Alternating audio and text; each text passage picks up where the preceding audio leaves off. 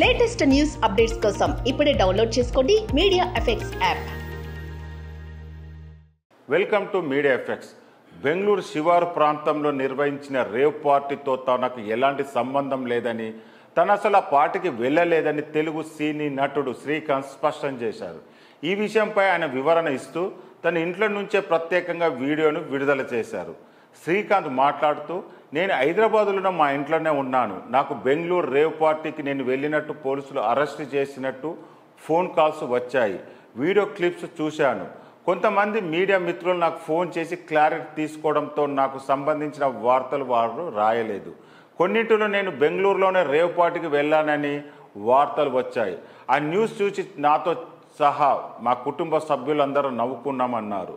మొన్ననేమో నా భార్యతో నాకు విడాకులు ఇప్పించేశారు. ఇప్పుడేమో రేవ్ పార్టీకి వెళ్ళానని అన్నారు.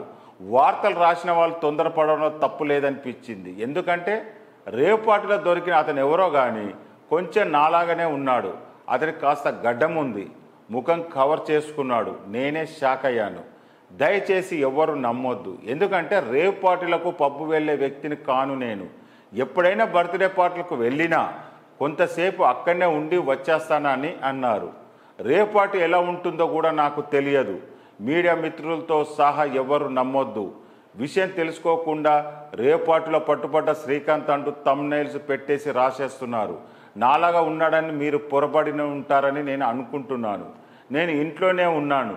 దయచేసి తప్పుడు కథనాలు నమ్మొద్దు అని అన్నారు.